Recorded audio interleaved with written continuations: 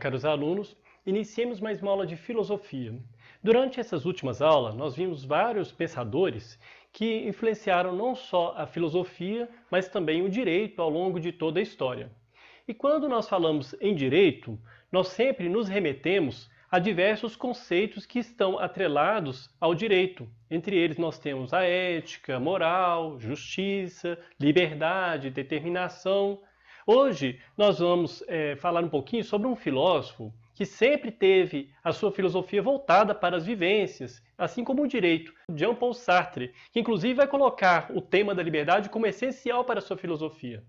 Eu já falei sobre ele em umas outras aulas, mas devido a diversos questionamentos, agora eu vou tentar caminhar mais lentamente para que a gente possa compreender juntos o que foi exatamente o existencialismo sartriano e principalmente por que ele ainda é tão importante para nós ainda hoje. Então, quem que foi Jean-Paul Sartre? Sartre, ele nasceu em 1905 e morreu em 1980, ou seja, ele é filho do século XX. Ele nasceu em Paris, na França, e morreu lá também.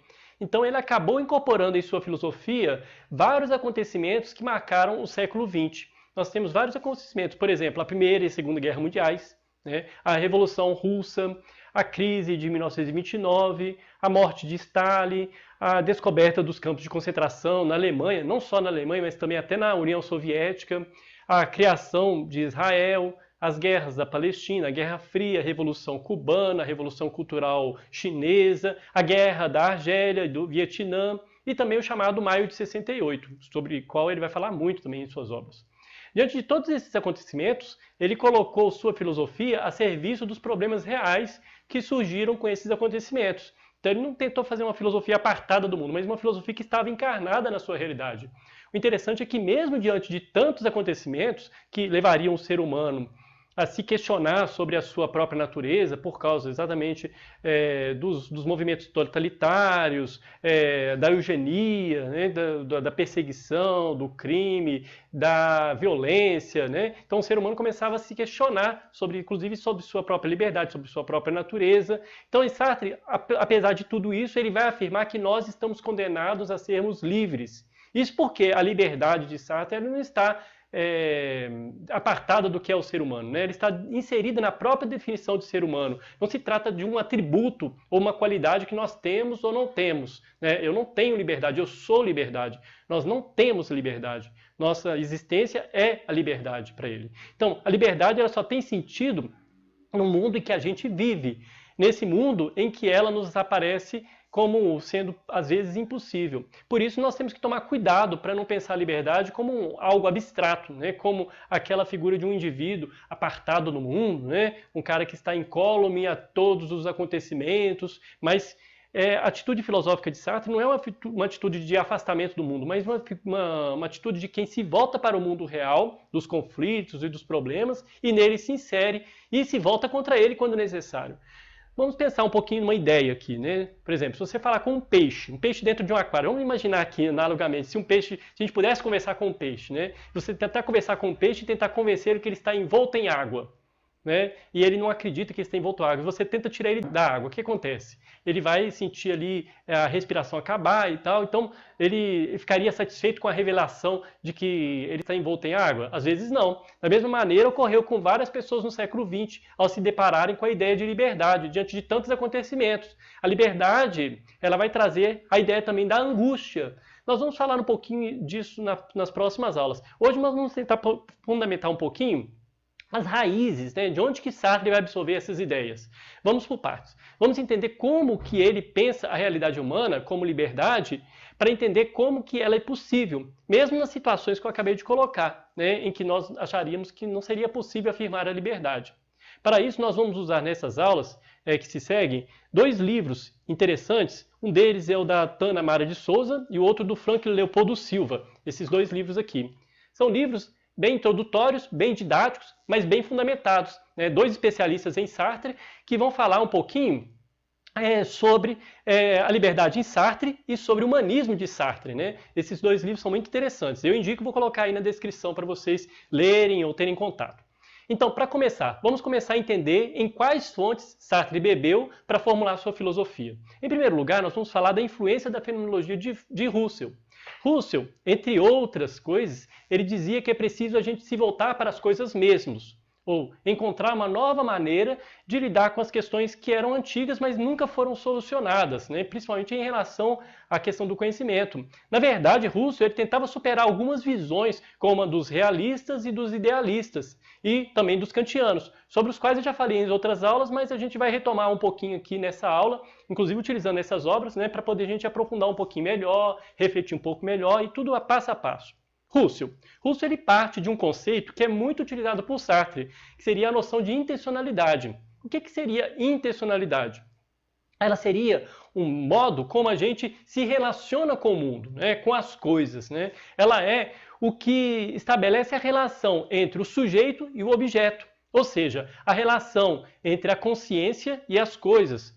Por isso, é uma questão que não é apenas uma questão ontológica, porque tem a ver com o próprio ser, mas é gnoseológica, epistemológica, pois trata da maneira como se dá o conhecimento do mundo. Então, nesse sentido, Russell ele vai se apropriar de duas tradições, ou melhor, até três tradições, para poder fazer a sua filosofia. Bom, essa questão já havia sido abordada, como eu falei, por várias vertentes. Os filósofos realistas, por exemplo, eles defendiam que o conhecimento se dá pelo objeto. O objeto possui maior importância nessa relação de conhecimento. Segundo essa noção, a representação que a gente faz das coisas está subordinada aos objetos em si mesmos, apreendidos pelos sentidos e depois registrados pela consciência, pelo intelecto.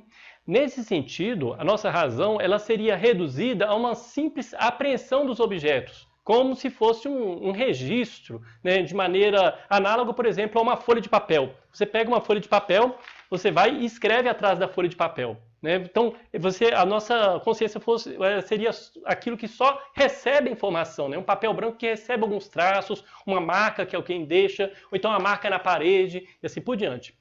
Já a vertente idealista, ela vai dar maior importância ao sujeito do conhecimento nessa relação. Vai fazer da mente ponto de partida de correspondência entre o objeto do conhecimento e o próprio conhecimento que a gente tem desse objeto.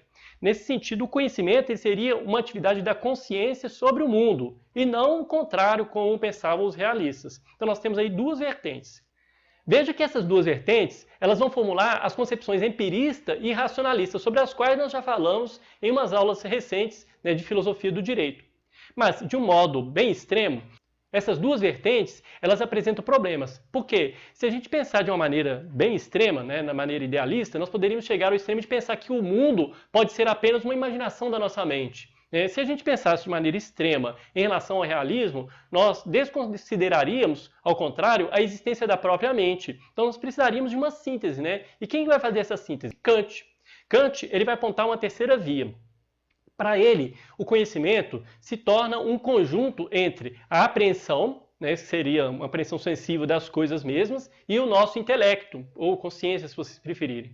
O conhecimento seria, então, uma síntese, né, porque o sujeito tem o papel de estruturar a apreensão das coisas, e a realidade, que é um fenômeno que se apresenta pelo homem, né, ela seria apreendida. Porque a gente não apreende as coisas em si mesmas, né, que Kant vai dizer, né, nós apreendemos o fenômeno, né, aquilo que nos aparece. Fenômeno é aquilo que aparece. Né. Agora, Russell não vai concordar muito com isso, não. Para Russell, Kant estava certo em tentar conciliar sujeito e objeto nessa relação de conhecimento. Mas ele acabou desconsiderando que, ao fazer isso, acabou dando um peso maior à mente, porque nessa situação, e a mente é que apreende as coisas nessa relação. Então você está dando um peso maior à mente. Isso dá um problema, porque você está considerando a mente como uma coisa.